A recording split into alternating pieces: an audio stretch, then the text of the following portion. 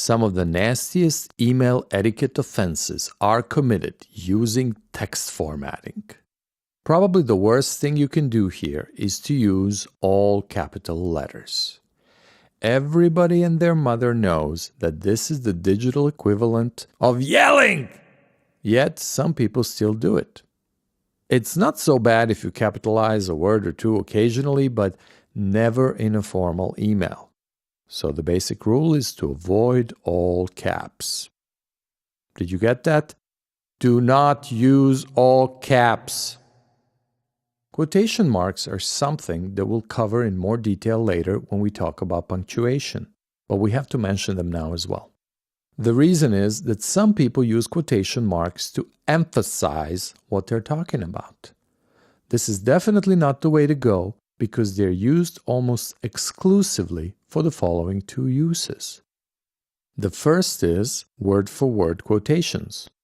And so, my fellow Americans, ask not what your country can do for you, ask what you can do for your country.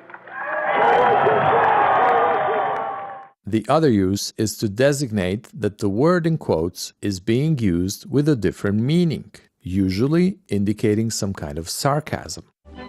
Of course hot dogs are made with real meat. In a formal email, better choices for emphasis are asterisks or other punctuation symbols, such as those less than and greater than signs, or even carets. No, not carrots, carrots. Yeah.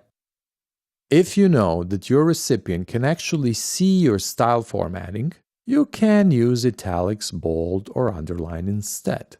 But good practice is to avoid any kind of formatting, especially if you don't know whether your recipient will be able to see it or not. In general, be very careful with bold, red, and underline because its overuse can defeat its purpose in the email. There are more good reasons to avoid formatting and styling, such as embedding images. First of all, depending on how it's done, it can easily look quite unprofessional and maybe a little cheesy.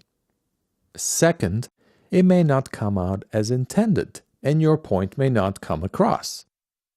Finally, adding rich formatting to the email may trigger spam filters, so your email may not even reach its intended destination.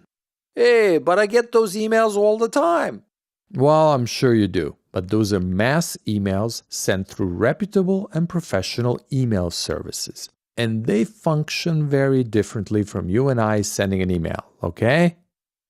There is one situation where some color formatting may come in very handy, assuming your recipient is able to see it.